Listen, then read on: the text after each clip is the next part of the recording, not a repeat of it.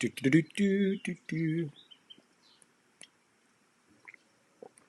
Ba, ba, da, ba, ba, da, da, da, da, ba, ba, da, ba, ba. Ba, da, ba, ba. Do, do, do, do. Out of batteries. Do, do, do, do. These are my earpieces, so I have to go with computer sound today. Hopefully that works for everybody out there. Welcome to another episode of JVB Live. I usually have my notes and all my websites on another device right next to the one I'm live streaming on. And for some reason, the internet is being very, very temperamental today. But welcome. First, I want to give a big thank you to family and friends who have given me some very good feedback on these periscopes and these live streams. It really helps me out, helps me organize my thoughts. And thank you for watching it. This has been, part of my COVID improvement plan to develop a new skill, CIP, coronavirus COVID improvement plan. That's what I've termed it. So I take advice from people like Scott Adams and other people. And really, one of my personal philosophies I've developed over the years to improve incrementally every day, 1% improvements.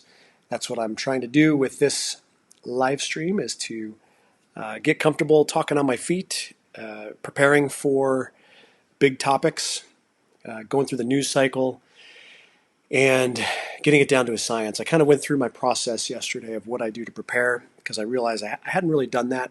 By the way, this is episode 16, I think, of my JVB live streams. I think I've missed one day in the last 17 days. So, yeah, that's fun. That's really cool. I'm pleased to be sticking with it. They're not all, as good as I'd like them to be. I do kind of go back and look at the live streams to see how they're appealing to people, how they might look. I have to get past, seeing yourself on camera, which is always kind of strange if you're not used to it. But alas, I wanted to talk a little bit about my thoughts on going forward with this live stream and what I hope, the value I hope that I can bring to the table. I'm going to try to talk big to small, start with some generic stuff in the beginning, personal improvement plans with where you are in your life, with family, with other things. And then general to specific, I'll talk a little bit about my way of looking at the world, informed by 20 years of experience in not only the military, but also in small business, in academia, in LA, Hollywood scene. I was trained as an engineer in undergrad. I've got a master's of public policy from Harvard, and my diversity of experience is pretty broad. I've been able to connect with a number of different cultures around the country, as well as a number of different people with various backgrounds in my last 20 years. And I feel like because of that, I can offer, a unique perspective to not only worldview discussions in our modern day and age, but also discussions on politics and philosophy, religion, whatnot. So that's kind of what I want to do. And then maybe later on in the live streams, I'll start to get into the politics and see, and offer some observations. There might be just some really pertinent news that has to get addressed sooner rather than later. But my intent is that if you go back and look at these live streams, in the future, you'll still get some value out of listening to the first part, because I'll keep it big picture, generic, more broad-based, personal improvement. And then, later on, I'll start talking about nitty-gritties to try to nail some things home and flush some things out, politically speaking, or other news, other world events. So that's the idea.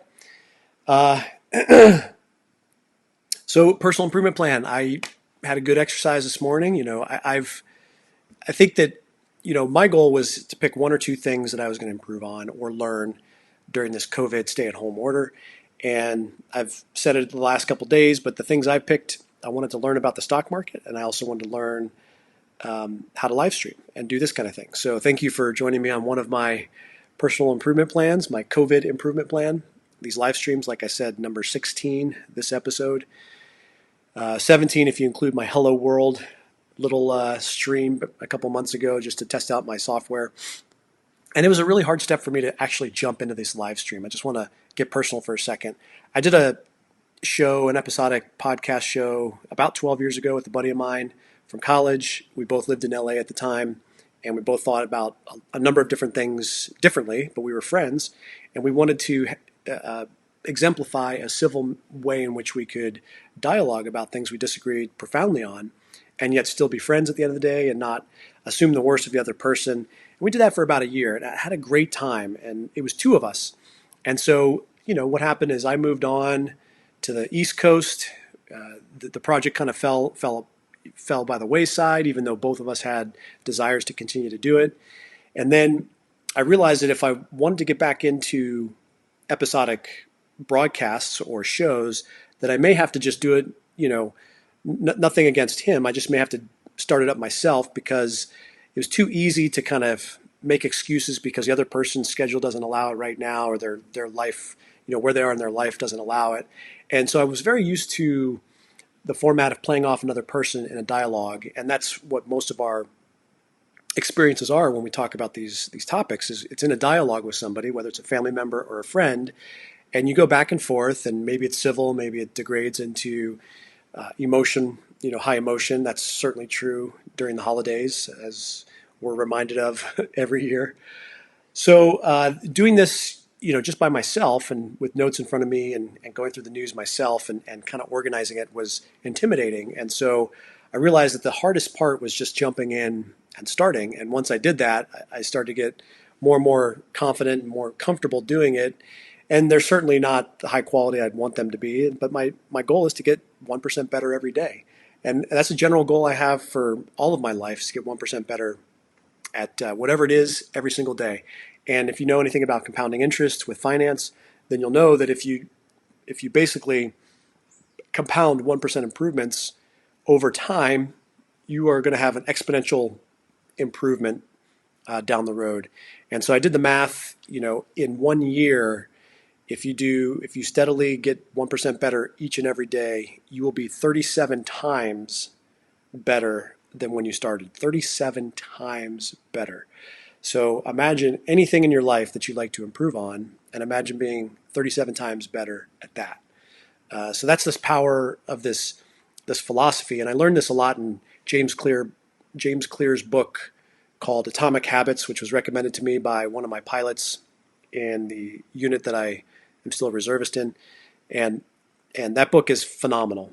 And I talked in the beginning of that book about 1% improvements, and I just think it's applicable to everything. It's a great optimistic philosophy to live by. I learned early with exercise the power of habit. Not early, but maybe about 6-7 years ago, when I was at a different stage in life. I was military, so working out and going to the gym was part of my culture, part of my life. But going to the gym with a family is much more difficult. You have other responsibilities. And so going to the gym started, as soon as I had kids, going to the gym was non-existent. So I had to figure out other ways to stay in shape, but I had no equipment. I had to do it at home. So I thought, well, maybe calisthenics. I don't really know anything about it. Push-ups, sit-ups, that gets boring. So the result was inaction. For a long time, I just didn't start anything. So I thought I'd start small. I bought a jump rope, and I said, okay, why don't I just commit to 5 minutes a day in the morning when I wake up? And so I did that. And then slowly over time, that 5 minutes turned into 10 minutes. And the jump rope exclusive activity turned into jump rope plus push-ups, jump rope plus something else. And so that habit, I didn't realize until looking back the power of establishing that very simple habit to kind of change my action and my behavior about the problem of exercising at home with with strong family commitments and not a lot of equipment. So I'm trying to apply that across the board to every aspect of my life. And this live stream was something I put off for a very long time, and I'm pleased to be getting back to it. So and starting it, that was the biggest challenge. So I think that I want to start big to small, generic to specific as we go through this, and I want to start with a couple general observations. We're yesterday or the day before, I talked about the fog of war. And this is a concept from military training. I first learned about this back when I was a young second lieutenant in Quantico, Virginia. And the fog of war is an analogy of You are in an environment where you don't have complete information. You never have complete information. You have incomplete information. Some information may be better than others. Your picture of your surroundings and the environment and all the pertinent information is imperfect. It's limited.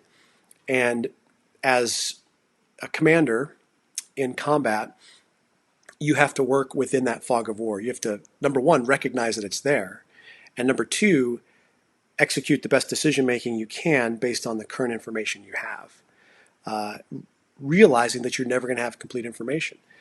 And I remember sitting in a class when I was 22, 23 years old and hearing that in general, and I'd have to dig up a study, but this is a long time ago I heard this, and this is what they were teaching second lieutenants at the time. In general, making a decision with only 80% information or 70% information is better than delaying the decision and waiting for 90% information or 100% information. In other words, the very concept of acting turns out to be oftentimes better than waiting and delaying until you have more information. And so that's true of all of our habits, right? A lot of times we don't take action because we're waiting on this. We make up excuses in our brain. We're waiting on this information. We're waiting on this ideal circumstance to start taking action. And really, the reverse is true. If you start acting, then you can start to pivot and adjust your tactics and your strategy as you go along, as you're adapting to unfolding information in real time. So this fog of war analogy was very helpful for me to understand, the January, February timeframe for COVID-19 and the slowly evolving pandemic, and be a little bit gracious and forgiving of all world leaders, not just our current president, but also all world leaders, because it's very difficult when you have incomplete information and the fog of war and conflicting bits of information to really know what the right course of action is. And I think that as soon as that information became known, even though it's still not fully known with the models that we have, action was taken. And so there's a criticism that says, you should have done it earlier, which applies to absolutely everything. And it may be true, but it's not helpful because then it starts to assign blame and judgment on somebody's inaction.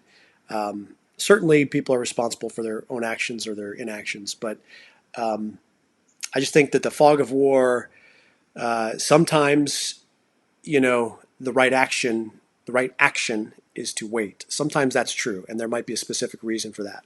If the risk-benefit analysis falls in the favor of, we have a lot to lose if we act in this manner at this time, maybe it's better to wait so that if we don't have to lose this big thing, take this big risk, we don't have to do that prematurely.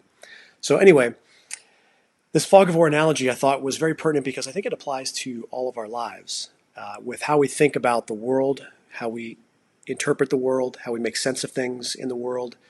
We are all, to a certain degree, going through life in a fog of war. And what I mean by that is you would agree with me that you can never fully know all of the information pertinent to a particular topic. It's simply impossible. There's so much information out there.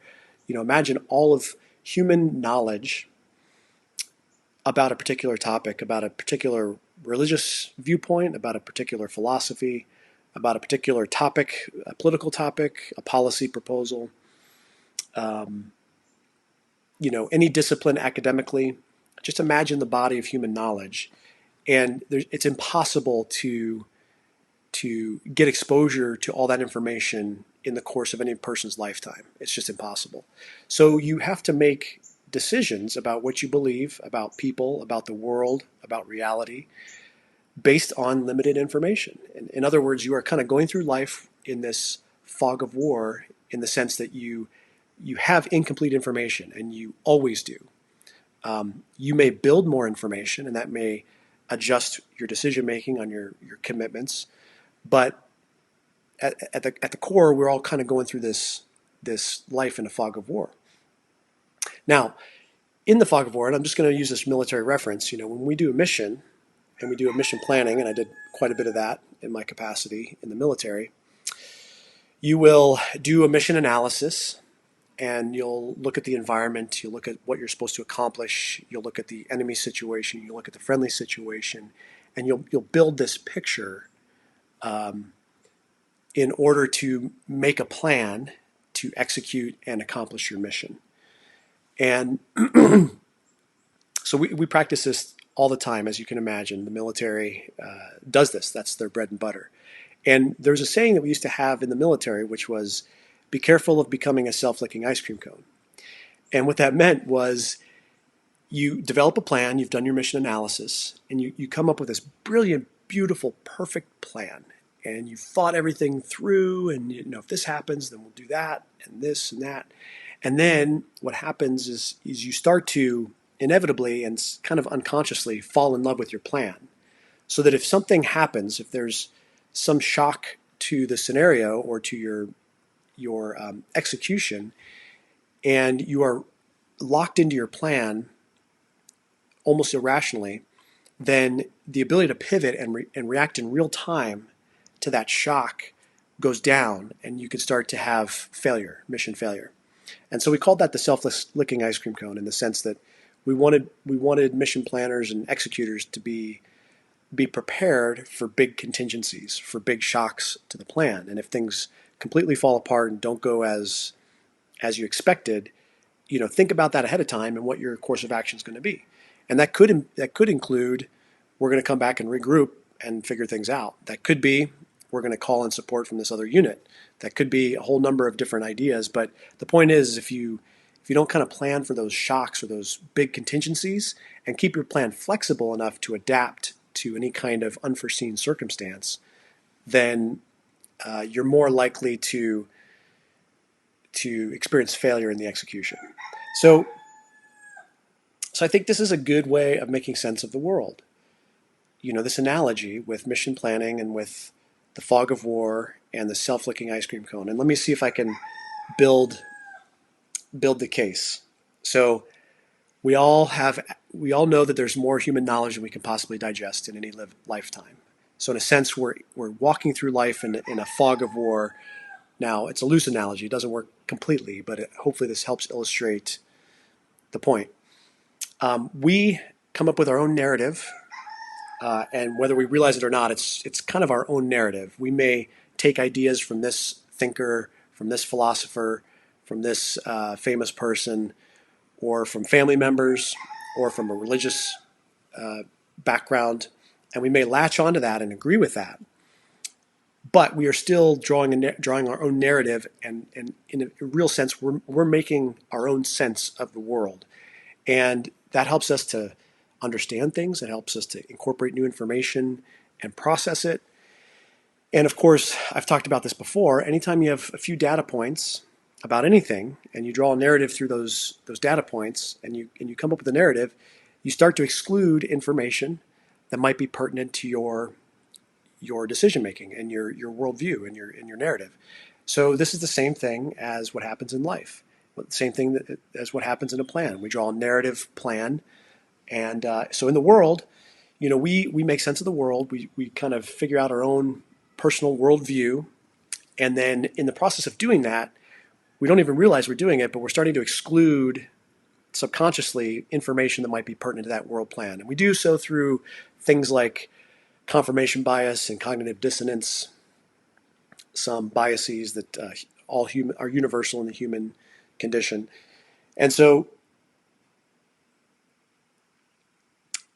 I think that that's the situation we're in. And I hope that my perspective can help to, have grown-up conversations about that personal narrative and expand that personal narrative to start to open it up a little bit to outside information in a way that's respectful and hopefully not that emotional, because I think emotion blinds us to certain things, and basically brings us all right, it lifts all of us in a higher form of critical thinking. So that's my goal. I think that my take is I have this concern that there's an attack on fundamentals right now. And if you look at the political arena, I think that liberals, conservatives, the right, the left, I'm on the right, and I think that the concern I have is that there's an attack on some fundamentals. There's an attack on, just to name a few, the First Amendment with freedom of expression and freedom of religion and freedom of thought. And why do I think there's an attack on that? Because I think that some segments of society on the left have moved past tolerance and into something called blind affirmation or forced acceptance of an opposing point of view. So it's not good enough that you're willing to live in the same location and just live and let live. Hey, you think that, I don't. Let's just move on with our lives. Instead, it's going past that, in my view, and you are in the wrong if you take action on your point of view. You can't take action on your point of view. You have to take action on my point of view about my reality, about identity, or about these specific issues, these specific rights issues. So that's a concern of mine. I think there's an attack on the Second Amendment as well with gun control. And so I think that there's been a lot of, one second. Yes?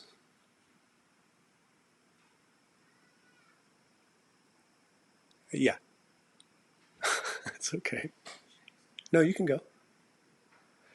Peanut butter.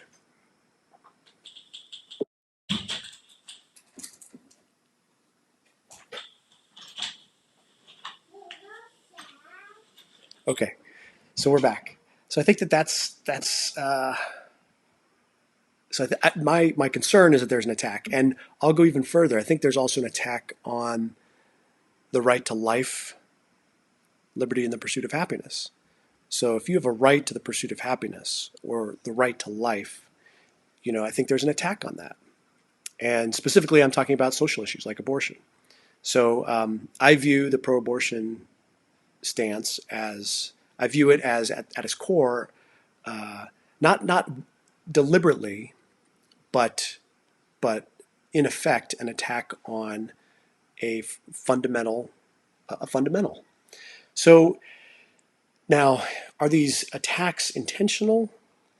In other words, are the people who are advocating for restrictions on the First Amendment, the Second Amendment, or the right to life, for example, are they doing this intentionally out of ill intent, or is this kind of the natural outcome of divergent worldviews? And I more fall on the second part of that. I think it's more a natural outcome of divergent worldviews. I don't think that people are intentionally saying, hey, let's attack the First Amendment. Hey, let's attack the Second Amendment. I don't think that's the case.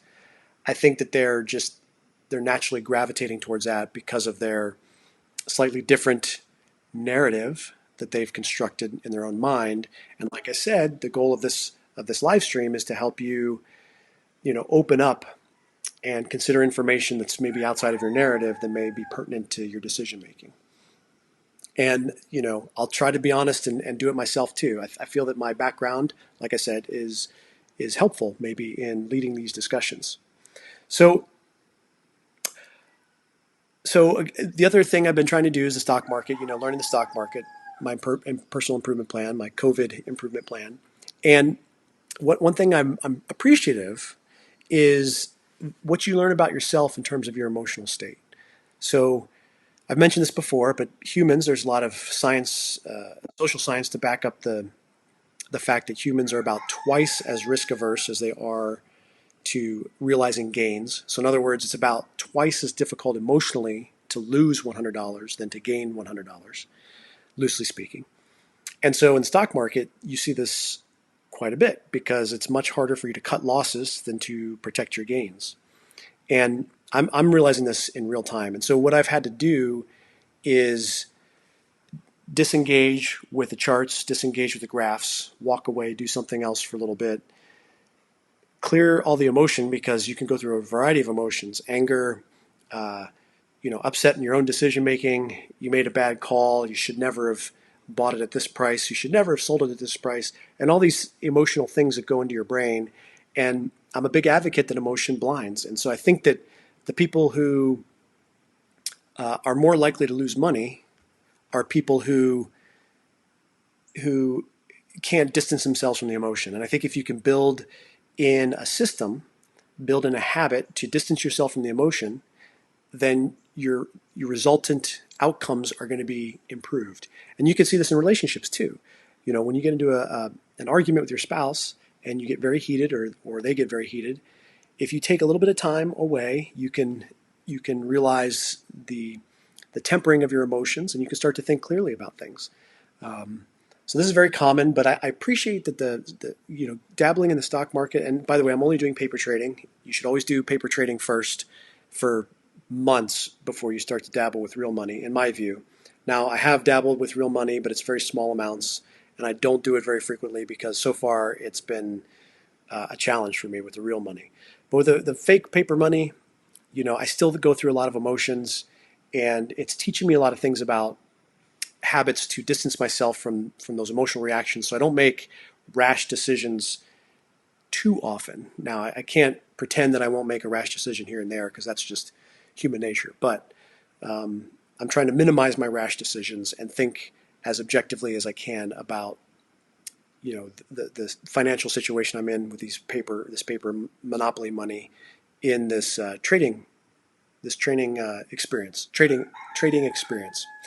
So I appreciate that, and I wanted to, having said that, I want to kind of present a test of your awareness, and you could take this test in and kind of question where you think you are.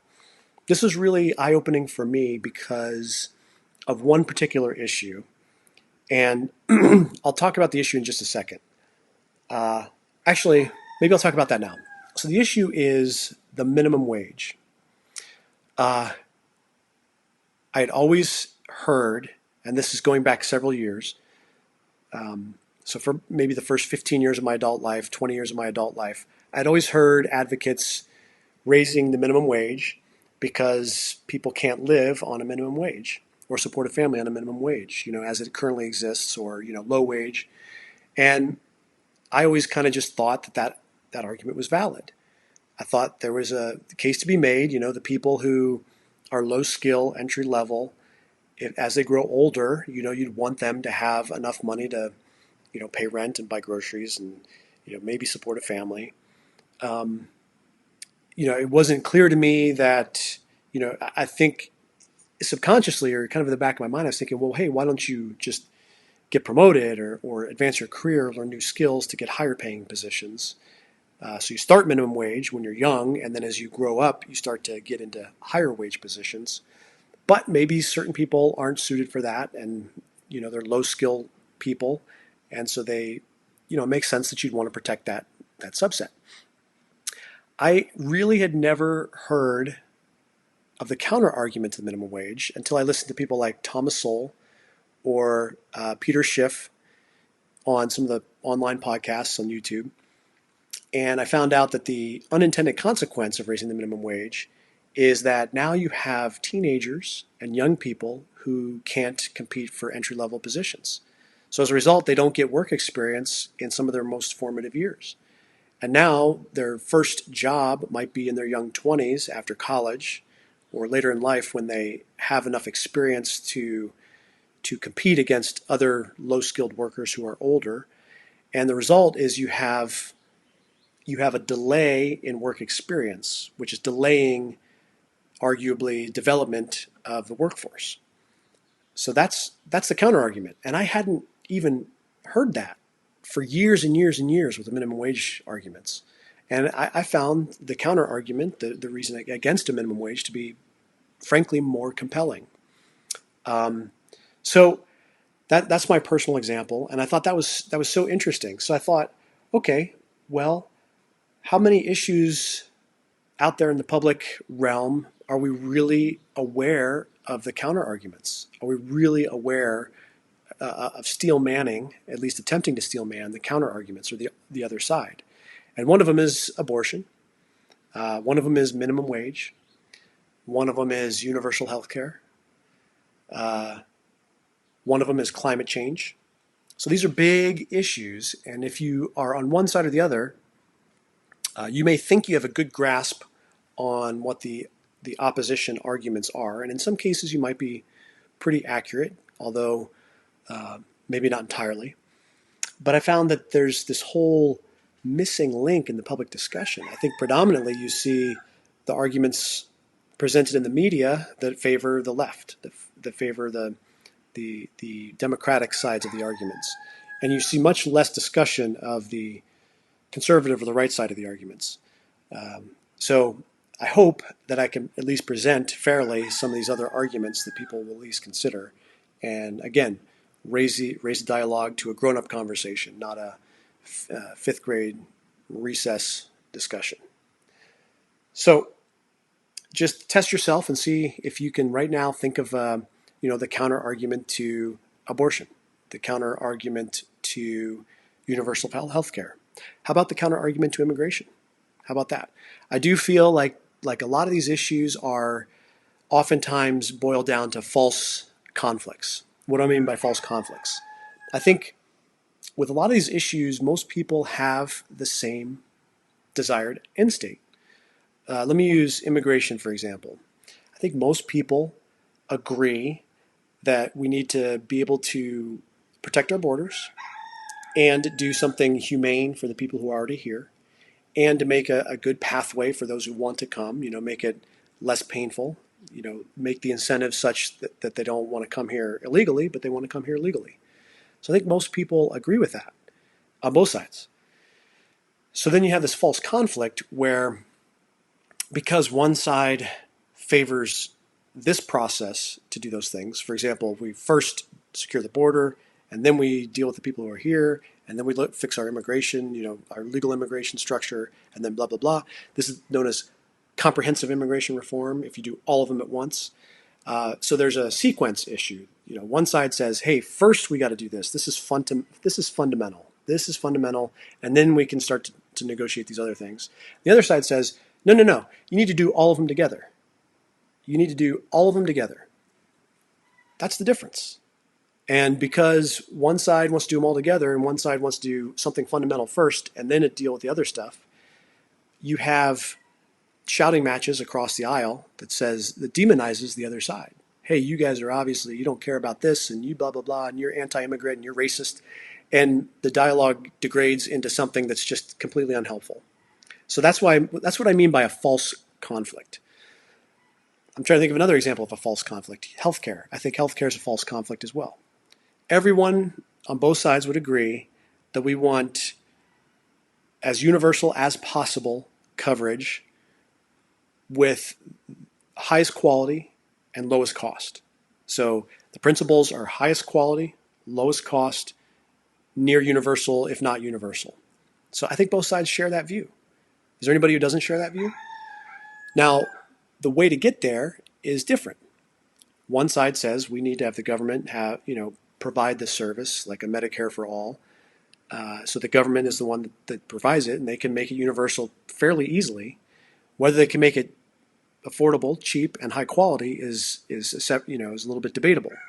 The other side says, okay, we want to arrive at this with market-based solutions, and the markets have a good way historically of making high quality services and products and making them fairly inexpensive through competition. Now, the challenge on this side is that it's difficult to conclude that it's going to be universal. It'd be tough to really make it universal if you truly allow the markets to work. So that's it.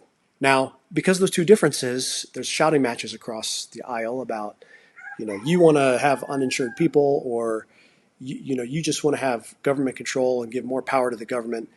And really, both sides are trying to have a very similar outcome. So that's what I mean by a false conflict. So I think there's a lot of that, and I would just encourage you guys to try to smell for that if you see an issue, and figure out what the false conflict actually is. Figure out the unifying principles, what everybody agrees to, and figure out what it is in each side of the argument that is causing this cross-aisle attack. And sadly, the cross-aisle attack is used to demonize and mind read and assume ill intentions of the other side. And I think that's just frankly unhelpful. And you see it literally all the time on Twitter, literally all the time. But having said that, fairly, there are some pretty good conversations that come out of Twitter that are well-intentioned, that will account for new information as best people can. And there's a good back and forth and some positive things that will come out. And it's about maintaining that level of respect, about developing a habit of walking away from your high emotional state when you feel it. So maybe you draft a tweet, walk away for 5 minutes, come back, read your tweet, and say, that's a little bit hot. Maybe I'll reword some things. And that might be a good technique to promote positive, constructive dialogue.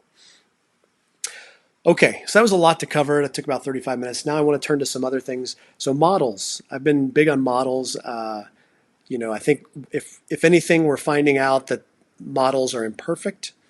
They're not unhelpful.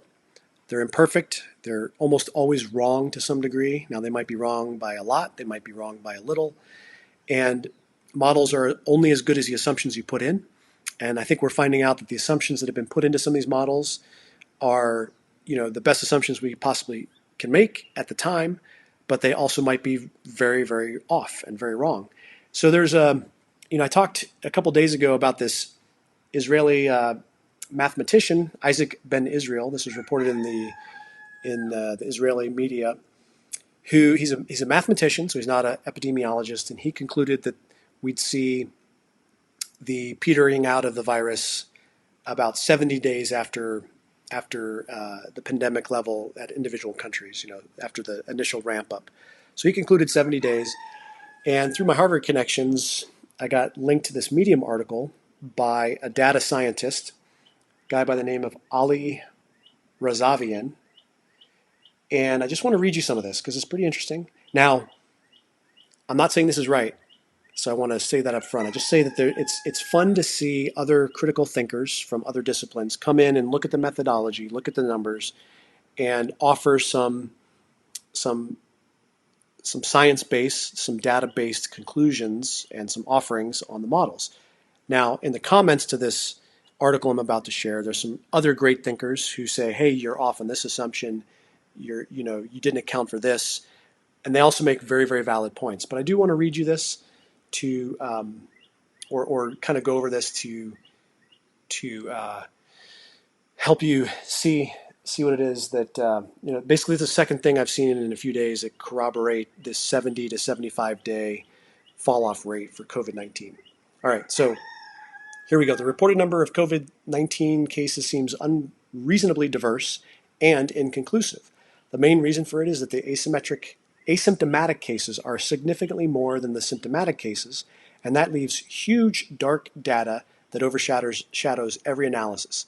This is something I've been saying for about 3.5 weeks on Twitter, and that is we don't know the number of asymptomatic cases. We don't know the number of people who have been exposed but develop either mild or no symptoms, and that matters tremendously. As he describes it, leaves huge dark data that overshadows every analysis. The detected cases, the people who actually show symptoms, are biased towards the elderly and makes it impossible to estimate the total affected cases. But as one particular country experiences the COVID-19 pandemic, we can finally get a grasp of the actual distribution. Iceland is big enough to report conclusive, unbiased statistics on the distribution of the disease, and at the same time wealthy and small enough to afford collecting such stats. And as the number of reported cases in Iceland surpass 1,000, the statistics become more and more reliable. With that said, let's look at the diagnosed COVID-19 cases based on age. And so he sets up a graph that compares 3 countries on one side and the Iceland distribution on the other side. And this is by age. So he looks at Sweden, Italy, Spain. And then on the other side is Iceland. Iceland, you see a nice bell-shaped curve by age group, with the highest number of cases in the 40 to 49 age group, the 40 to 49 years old demographic. Now, for Sweden, Italy, and Spain, you see the highest number of cases above the age of 50. So 50 to 59, 60 to 69, 70 to 79, 80 plus have, it basically is a curve that ramps up and goes steady at the older ages. So basically what he does is he says the actual number of infections probably models more the Iceland distribution as opposed to the Sweden, Italy, Spain distribution. And so because of that, he tries to extrapolate what the actual number of cases might be per demographic decade age group, given the Icelandic distribution. So in doing so, he comes up with some interesting numbers. So he adjusts for age group statistics. We can see that more than 96% of cases remain undetected and therefore not part of any statistics. Applying the 4-degree detection rate to 1.5 mortality rate among detected cases leaves the total mortality rate close to 0.06%. As the hospital's overwhelmed with the cases, only the most severe cases come to the hospital and the detection rate drops even further, leading to the increase of mortality rate in those countries. So what he's saying is that in Italy and Spain, as hospitals get overloaded with extreme cases, and they're testing basically the people coming in the door at the hospital with a certain criteria met, then they're under detecting the rest of the population, and therefore the mortality rate is going to artificially increase. So you're under detecting the population, over detecting the serious cases, and of course the serious cases where you're going to see the deaths, and therefore you have an increase in mortality rate. So he also concludes that it's way more contagious than we initially thought, based on the Icelandic distribution.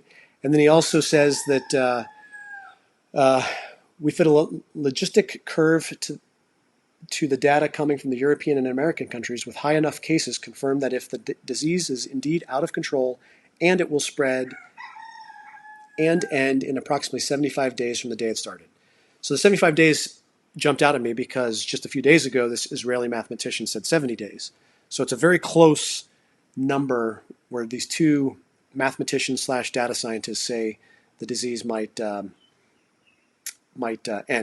the spread might end. So he graphs this distribution of the countries. So he said, given the Icelandic model with the bell-shaped curve, what we'd expect to see is we expect to see all the countries, every single one, follow the same bell-shaped curve trajectory based on the Icelandic distribution. So he plots this, and so far, all of the distributions, every single country in the world follows this distribution. It's pretty amazing. So, and he charts it out from day 0 all the way to day 73. And he wrote this article a few days ago, and then he updated it. So more information, added data, and the data just continued to follow that curve that he proposed. Now, he makes a couple assumptions which are interesting. COVID-19 is far more contagious than previously assumed. 96% of the population will get the disease and transmit it without developing serious symptoms. The pandemic, and I'm just kind of abbreviating some of his conclusions, it's around 75 days. Incubation period is 5 days on average. Symptomatic period is 2 to 3 weeks. Different countries have introduced different quarantine policies at different points in their pandemic, generally after the death toll is piling up. But the data is consistent among different countries, at least in Western countries, meaning that quarantine is introduced too late and it is less useful than it was thought, if any. COVID-19 will spread across all the 1 billion citizens of the Western world in the next months, making it the first organic virus that outpaces digital viruses. It will leave behind 600,000 casualties before the summer.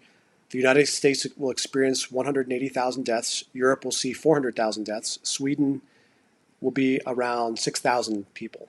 The vast majority of victims will be elderly with preconditions. The fatality rate is 0.06%, slightly less than the seasonal flu's fatality rate. But you are 300 times more likely to catch COVID-19 than the flu. As of writing this piece, his grandmother had COVID. So that's his conclusion. Some of the things, 180,000 deaths is tricky. That's basically take the population of the United States, multiply it by 0.06%, and you get 190,000 deaths. And 300 times more likely to catch COVID than the flu. So in the comments to this article, which I thought were also interesting, some of the commenters pointed out a few, things to maybe be re-examined. One is the 300 times more effective catching COVID than the flu. He doesn't really account for the fact that we have a vaccine for the flu. So it's hard to conclude 300 times more likely to catch COVID-19. I think he's basing that on some transmissibility rates, the R naught number you may have heard in some of the studies. But it's I don't think he accounts for the fact that we have a vaccine for a lot of the common flu. And then the zero point 0.6, I think the other difficult one was the 96% of the population is going to get this. And it's hard to know where he concluded this number from. He made some assumptions, and it's not clear that 96% will. It could be something like 70%, it could be 50%, it could be 60%. So at any rate, there's a couple methodology things which might actually bring down the number of deaths based on this model. But I thought it was interesting because it was a separate person in a separate space with a mathematical data science background who reached a very similar conclusion to this Israeli mathematician that was just posted over the weekend, over Easter Sunday. So we'll see. Who knows? I also want to point out some cool things. So there's some confirmation and agreement from the media on two topics I've covered in the last week. One, I saw this article on this real estate person in New York City who passed away from COVID-19. The gentleman's name was Stanley Chera. And when it was reported and when I covered it, it wasn't connected. The reporting didn't connect this person as the friend that Donald Trump was talking about in his press briefings last week. I thought it was, and I discussed it as such, and how this must have had a very big personal impact on him. Well, sure enough, the New York Times and the Washington Post over the last 24 hours did discuss the connection that Donald Trump had with this person, Stanley Chera. And I think Trump has actually publicly commented on this as well in the last 12, 24 hours.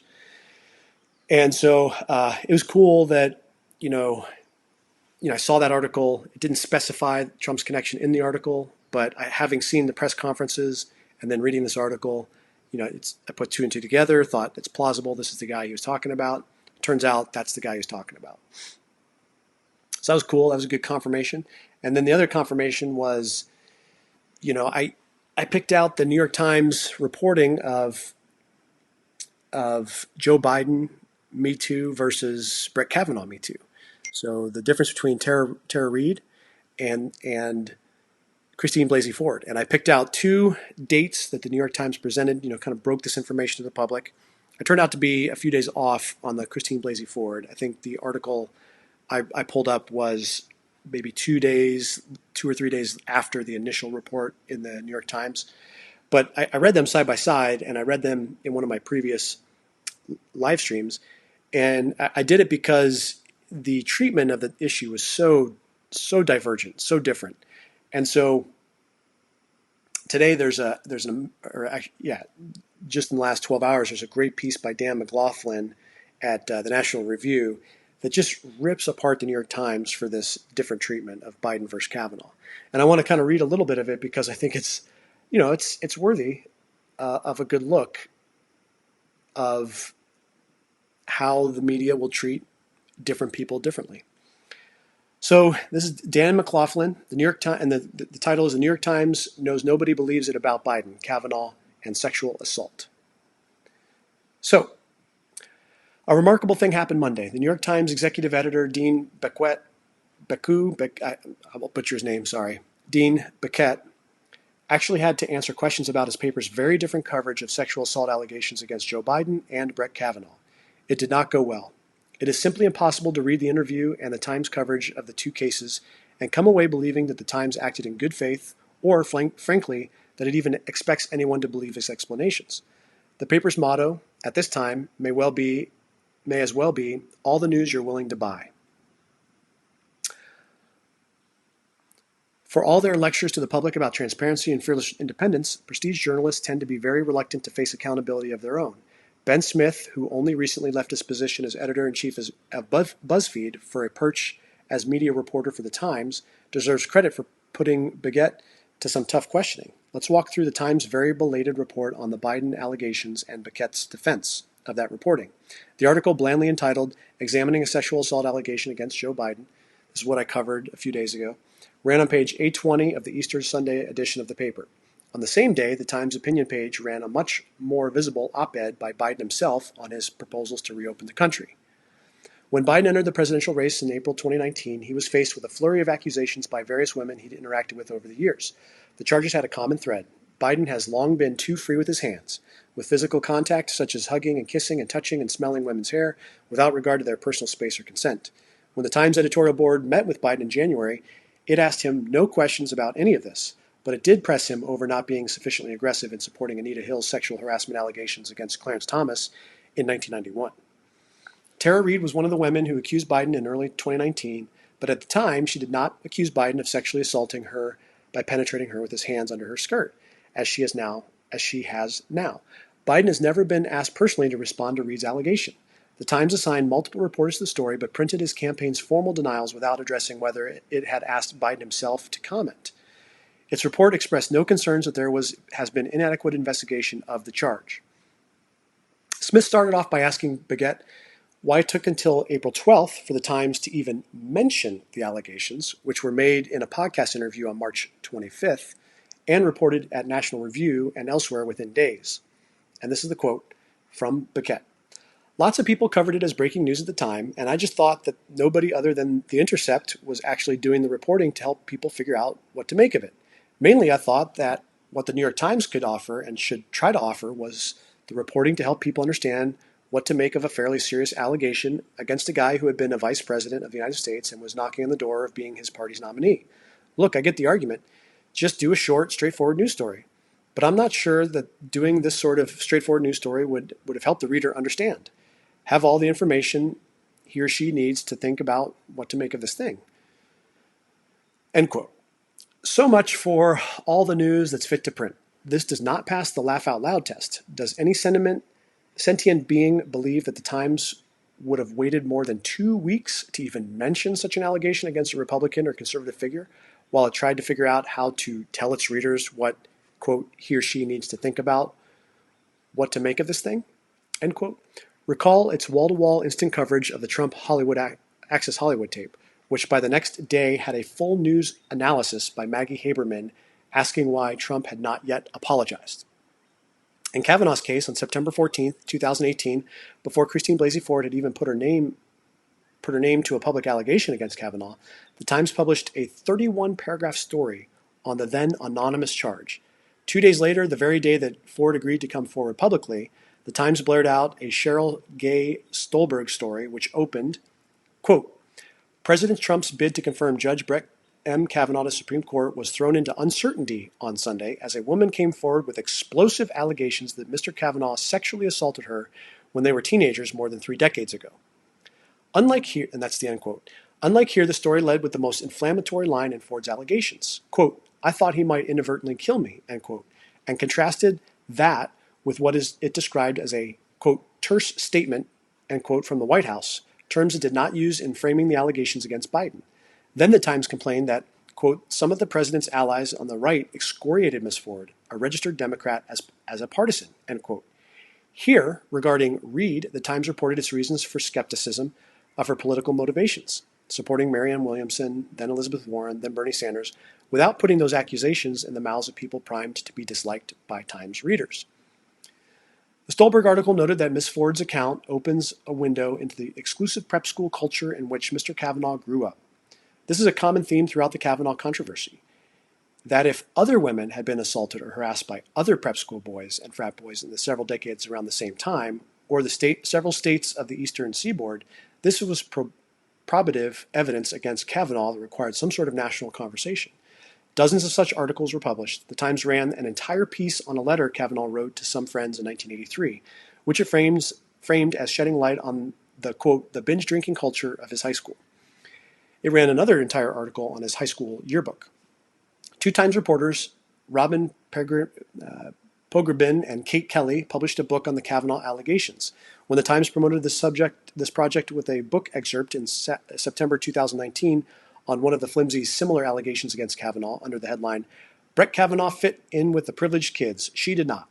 It had to be corrected. The correction gives a flavor of why. I'll skip that for a second. So I want to go down to another response to a question.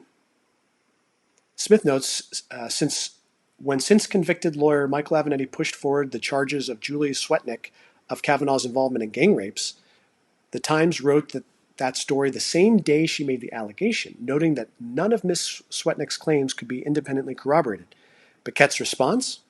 Kavanaugh was already in a public forum in a large way. Kavanaugh's status as a Supreme Court justice was in question because of a very serious allegation. And when I say in a public way, I don't mean in the public way of Tara Reade's.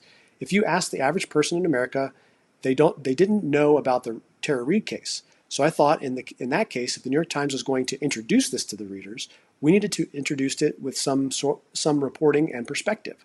Kavanaugh was in a very different situation. It was a live, ongoing story that had become the biggest political story in the country. It was just a different news judgment moment. Kavanaugh was a running hot story. I don't think it's that the ethical standards were different. I think the news judgments had to be made from a different perspective in a running hot story. So the critique of this is that this is entirely circular. If the media made something a story, it becomes newsworthy. If it's not reported, the readers don't know about it. So it's not newsworthy. No purer distillation can be found of the idea that the media sets their own agenda, says this author of National Review. So anyway, it's a great article. It goes on to tear the Times reporting apart and just expose that there is a distinct difference. And if there's a difference about something like this, a Me Too moment with the presumptive Democratic nominee for president and this allegation, it's probably the case that other reporting reflects similar biases. So I just offer that. National Review, go read it. It's a great article by Dan McLaughlin. All right, so I want to finalize and finish with the COVID-19 and opening the country again. This is the big talk. Different states forming coalitions, starting to talk about this. European countries and the EU starting to open this week and next week. There's a lot of questions that are getting raised. Questions of what's the future of our democracy? What's the future of capitalism? What's the future of freedom, privacy, security, and even culture wars type stuff? I mentioned the criticism that Franklin Graham received from far left groups in New York City for Samaritan's Purse, his charity, opening up a field hospital in New York City because he would hire Christians to work at the Christian charity, and Christians have certain viewpoints, as it turns out. So anyway, there's an interesting piece in Vox by Zach Beauchamp on the Hungarian situation, and I'm not really that up to speed on this Hungarian situation, but the short story is that the president basically dissolved the legislature and declared legislative power himself, really consolidated a lot of his power, and it's been a pretty alarming thing. It's been, and a lot of it's around this COVID-19 emergency, under the guise of that he's got to consolidate his power. And so Zach Beauchamp is basically saying, hey, we got to be careful because here's this right-wing guy in Hungary who seized a lot of power, a lot of control.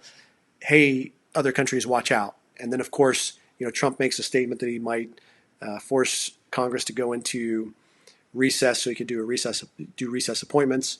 That was framed as shutting down Congress. And of course, that, I'm sure, activated a lot of people's imaginations about, here it is, the authoritarian way forward. He's since backed away by that, by the way. So, so it's very interesting that it was first of all, it was a good article in Vox by Zach Beauchamp that covered a lot of detail about the Hungarian situation. What I found was disturbing and cuts against some typical arguments by liberals and Democrats. One thing he did in response to this crisis is he rechanneled funding, emergency funding, to pay for things, medical things, and to do stimulus into the society. But where he took it from is he took it from the public political campaign funds. So for other political candidates who are funded publicly, he took the public money, and redirected that to COVID-19 under the guise of emergency response. Well, that kind of handicaps your opposition, right? So that actually, out of that, I kind of came up with an argument against public financing of campaigns here in the US. You never want the party in power, whether it's Democrat or Republican, to, in an emergency situation, redirect funds from public money for potentially opposing candidates and put that into the emergency situation and thereby handicap and maybe make go away any kind of opposition candidate. That's a very scary thing. So in that sense, I feel like you would never want to cut off private funding for campaigns because that's truly a speaking your conscience through a checkbook. There's value in that, and I hadn't seen that before. Another disturbing thing is I guess they're starting to arrest reporters who are critical in Hungary, and Trump has been very critical of the press, fake news, enemy of the people, and all these rhetorical statements about the press. And as far as he's come in terms of criminal or civil liability, he's talked about libel laws, and that's about as far as he's gone. So he's basically suggesting that the certain organizations should be opened to libel laws for intentionally distributing misinformation about somebody.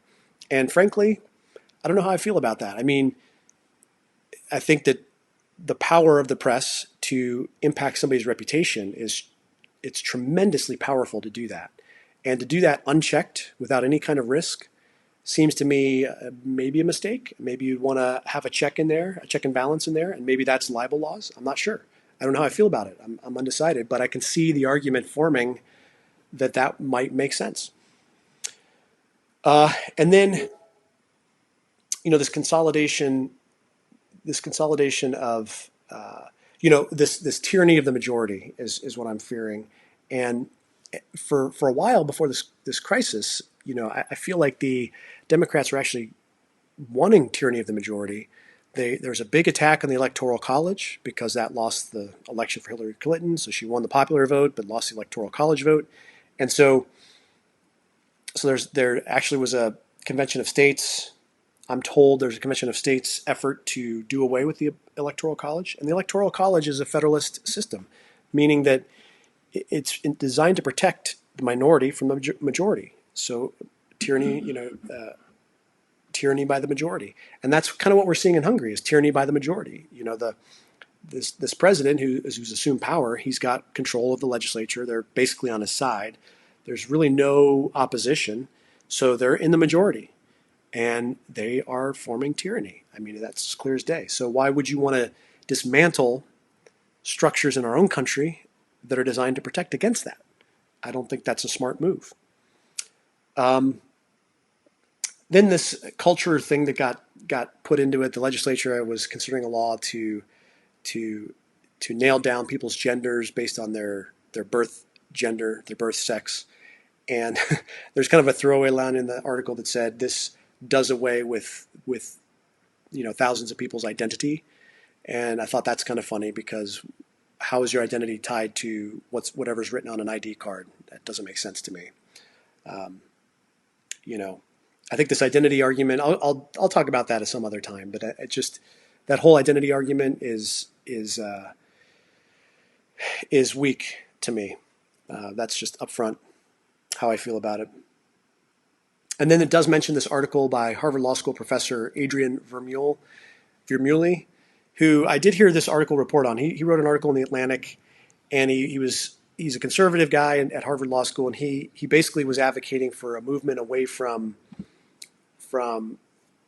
originalism. So originalism is a methodology that basically looks at what the founders and the framers of the Constitution, what they took the verbiage in the Constitution to mean, instead of imposing our modern day sensibilities on a past document and assuming that our modern day sensibilities overrule whatever the originalists, conception of the document suggested. So this has been a big conservative thing for, 50 years, 60 years, maybe longer, where, you'll have an appeal to originalism. If you look at Supreme Court justice nominees, this will be a big debate. If it's a conservative justice, are you originalist? To what degree do you stick to originalism? And if you're a liberal justice, you can't be an originalist. You have to take modern sensibilities and have other groundings for your legal jurisprudence. So this guy, Professor Adrian Vermeulen, is advocating for a different approach on the conservative side. And I thought this was kind of interesting. And let me see if I can find it.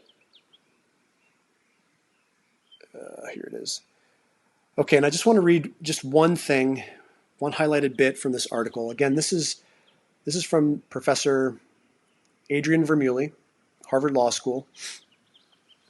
And this is what he says, quote, "But originalism has now outlived its utility and has become an obstacle to the development of a robust, substantively conservative approach to constitutional law and interpretation. Such an approach, one might call it common good constitutionalism, should be based on the principles that government helps direct persons, associations, and society generally toward the common good, and that strong rule in the interest of attaining the common good is entirely legitimate. In this time of global pandemic, the need for such an approach is all the greater, as it has become clear that a just governing order must have ample power to cope with large-scale crisis of public health and well-being, reading health in many senses, not only literal and physical, but also metaphorical and social." End quote. So I don't like this. I think that originalism is a better course. The reason I don't like this is because such an approach, one might call it common good constitutionalism, should be based on the principles that the government helps direct persons, associations, and society generally towards the common good. Well, the common good is ill-defined. You could define the common good however you want. And your common good may be different than my common good. Maybe my common good is that we can live at peace with each other, and I'm not forced to service somebody I don't want to service at my place of business based on my religious beliefs, like a cake. And your view of common good is that I need to be forced into serving people that I have disagreements with about their life choices. Those are two different choices about the common good. So I don't see how this would be a winning solution for conservatism. That's my initial reaction. And I know Ben Shapiro critiqued this article as well a couple weeks ago, or maybe a week ago on his show. That was the first time I was introduced to it, and then I read the article for myself in the last day. Okay, so Thomas Edsall has a piece in the New York Times about the impact of COVID-19 on the election. And it's a fascinating discussion, and he's a really good writer, Thomas Edsall. And he talks about the impact of a couple different things that are now going to be going into the summer and going into the fall. Number one is unemployment. Number two is anger, panic, and fear. And it kind of looks at those four things and how that impacts voter actions. And keep in mind, this is the first election where there's going to be a lot of mail-in ballots. Hawaii is going to an all mail-in ballot system this election cycle. So the article looks at a lot of good information about what the impact of turnout is for all these different elements and how all these elements are increased and aggravated by COVID-19, and basically makes a conclusion that this election is basically up in the air. And so the whole traditional way of campaigning has gone out the window. People are going to have to think on their feet to figure out different ways of campaigning, different ways of getting their message to voters. I think Trump is doing that in real time with these press conferences and also with the stimulus checks and all that stuff. You can see some of his tactics for appealing to the voter. But anyway, it was a good piece by Thomas Edsall over in the New York Times. You should go check it out.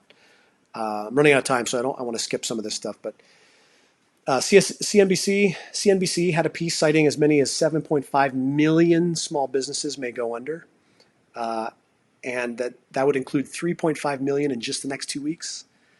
That's scary as heck to me. That's scary as heck. I've been affiliated with a small business for the last 7 years, and this might be one of the 3.5 or one of the 7.5 million. And then lastly, I think just beware of wrapping coronavirus around your favorite cause, like climate change. There's an interesting piece in the New York Times by Rihanna Gunn Wright, who was basically trying to make the claim that this was, that climate change had a lot to do with this current coronavirus. And to me, that's a little bit of a stretch. I'm going to read a little bit about what she says. This is Rihanna Gunn-Wright from the New York Times. She says, I've always, on the last Friday of March, I lost hope. I've always believed in America, not in the inherent goodness. I am too black for that, but in our sheer animal will to survive. Crisis after crisis, our country has evolved to meet the moment, even if that meant changing the way we thought the world worked or striving to upend the imbalance of power. But on that Friday, I was on my couch working when the message started to pour in. Friends sent me video after video of Republican senators debating stimulus measures to address the coronavirus crisis, standing in the Senate chamber saying that the Green New Deal, a proposal that I helped create, was the reason millions of Americans would not receive the help that they need. I was furious. Of the nearly $2 trillion in aid proposed in the first version of the Coronavirus Aid, Relief, and Economic Securities Act, known as the CARES Act, $500 billion went toward a business relief fund with little to no oversight. 58, okay, blah, blah, blah. So I'm already aware of this narrative that, this oversight with $500 billion. I talked about it in previous live streams. But I want to get down to the pertinent paragraph.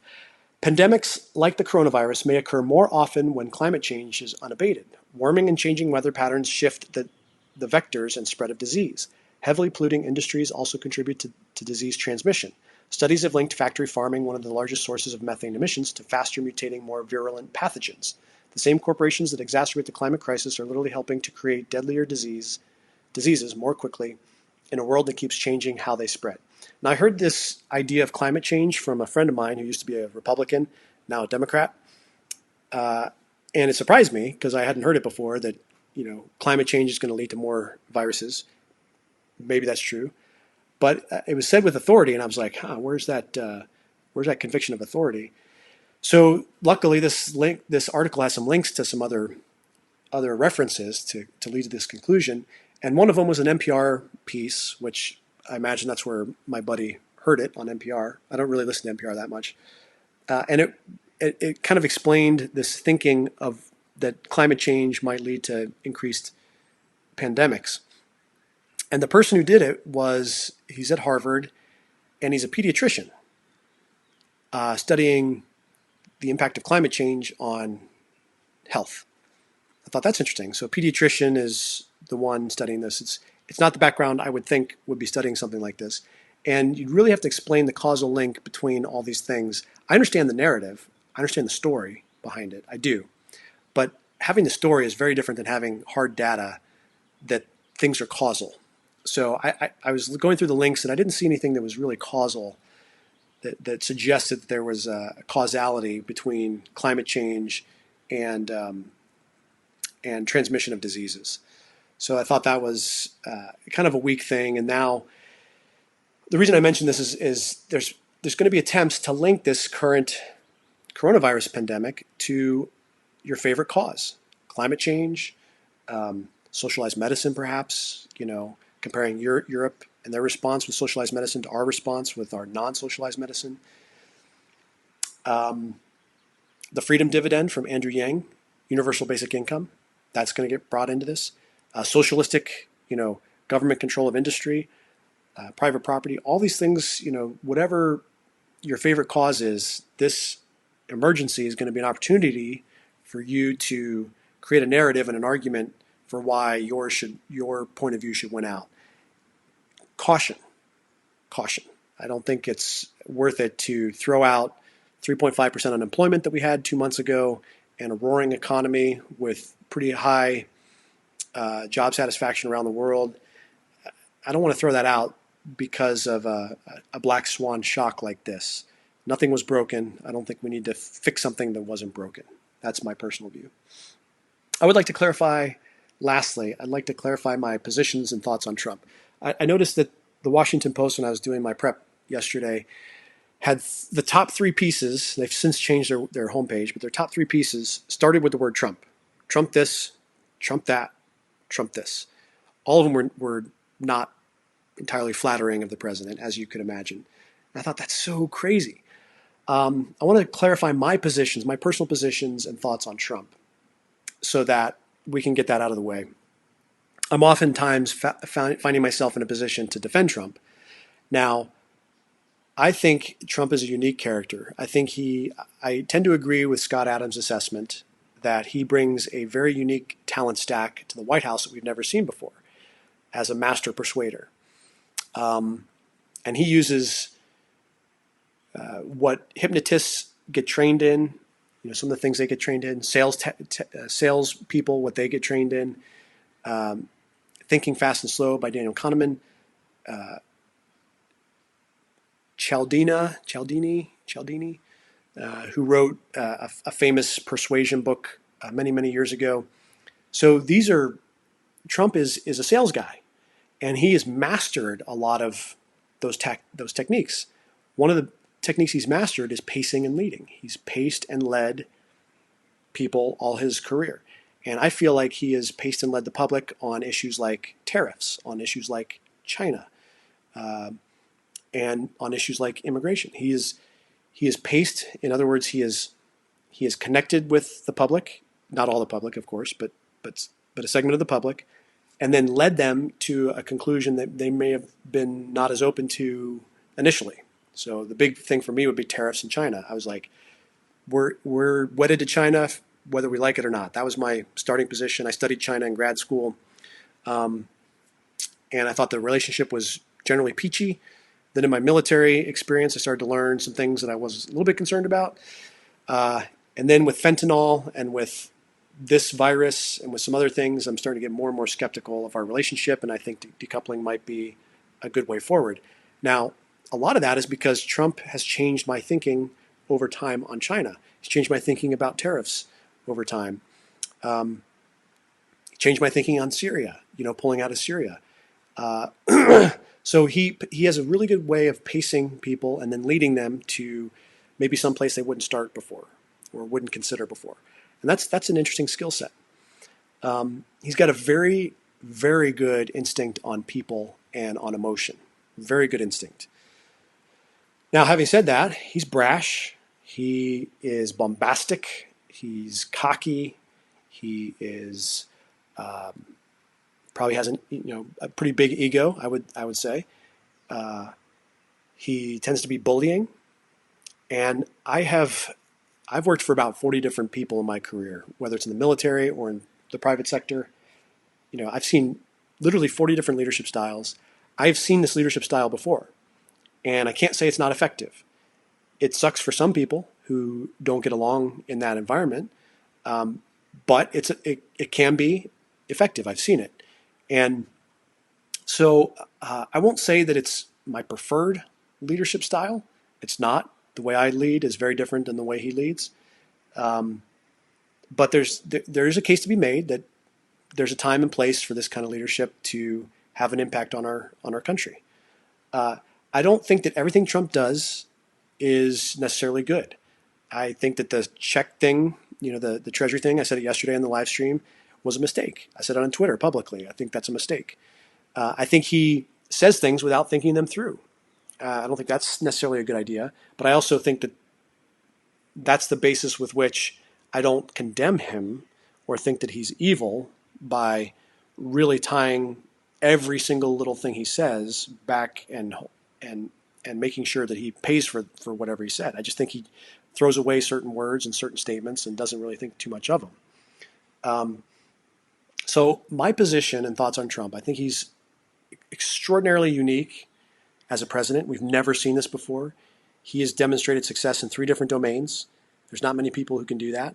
He's exhibited success in the real estate market, the real estate business. He's exhibited success in Hollywood, and he's exhibited success in politics. That's unprecedented. No one, to my knowledge, has ever done that before at those levels. So you can't say that he's incompetent and just arrived at that success in those 3 domains with no skill and blind incompetence. I'm sorry, but that's just not the case. I don't think you can justify that position, and yet I think there's a lot of people who believe that. So I don't agree with everything he says.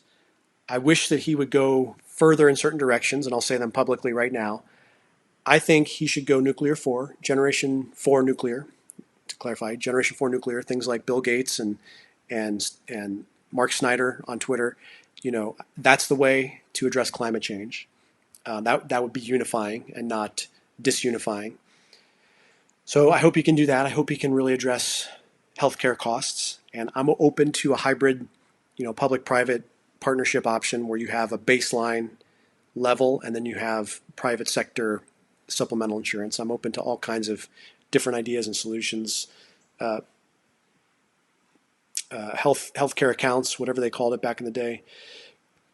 But I'm okay with tiered systems and ideas, and I'm okay with A/B testing out there with states. I'm okay with different states practicing different ideas, and then taking those lessons learned and seeing if we can come up with the best solution. So I hope he goes there. I think it would be nice if he just didn't take things as personally as he does. But again, he's human. I can see how he would take things personally with the press. I wish he didn't. Sometimes I don't think it's helpful. It's certainly not winning him converts from the other side, and I think he's got the skill set to do that. So I hope that he can. But what I find interesting is that I do think there's a group of people who wake up and are looking for their kick for the day. Their kick being something that Trump said or did that justifies outrage in their minds and proves beyond a reasonable doubt that Trump's character is X, and deep down in his soul he's this person. I'm sorry, I don't think that's justified. I'm generally in favor of charity towards a person. I think that's more helpful until you're proven wrong. Now, if there are alternative narratives and alternative explanations for your narrative, I think you should remain open to those. And I think certainly for the right, the Trump supporters, I think there's a lot of charity and a lot of forgiveness for the buffoonery that he exhibits, because generally they're happy with his policies. And they know he's going to fight back to this perceived dishonesty that they see in the media coverage. And I think that if you look at from the Republican side of the aisle, there's been a deliberate effort since his campaign to prevent him from winning, and then once he did win, to impeach him and to throw him out of office. Russiagate, the Ukraine, impeachment, the Mueller report. I mean, you name it, it's just gone from one thing to another, and now the latest is COVID-19. So recently declassified information from John Solomon. I'd encourage you to go read it. So they've declassified a lot of these footnotes in the FBI information leading up to the FISA warrants to basically start following Trump's campaign back in 2016. And these declassified footnotes, so bottom line, the FISA warrants were predominantly based on the Steele dossier. You may have heard of that. So this British spy, Steele, was giving information to this opposition research firm, and the footnotes in the FBI clearly state that they thought that Steele was being opened and manipulated by Russian intelligence for disinformation, and that was just recently declassified in the last couple of days. So that's in the FBI report. So the FBI basically took this potentially compromised document, the Steele dossier, and used that as the primary reference to get this FISA warrant to basically tap in and spy on the Trump campaign. And that is what launches this Russia probe and ultimately the Mueller report. So you can see how, from our perspective, it looks like the whole thing was done under false pretenses. And Mueller found nothing in terms of Russia collusion, you may recall. Now, obstruction of justice, he didn't take a position on that, but if you haven't done anything wrong and you're a brash, bombastic, bullying type personality, then yeah, you're going to throw things around and break a few things and be a bull in a china shop and do things that are not entirely appropriate for that stature of person in American politics. But again, if you've been falsely accused of something, you can't really predict how you would respond either. And it might be emotional, it might be irrational. So certainly I think we can grant a little bit of grace for the president being falsely accused of something. And then the whole Ukraine thing, leading to impeachment, a purely partisan impeachment, leading to essentially nothing. So anyway,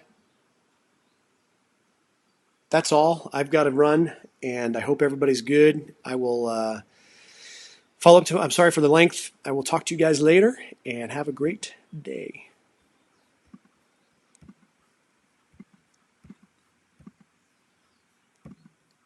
How am I going to stop this?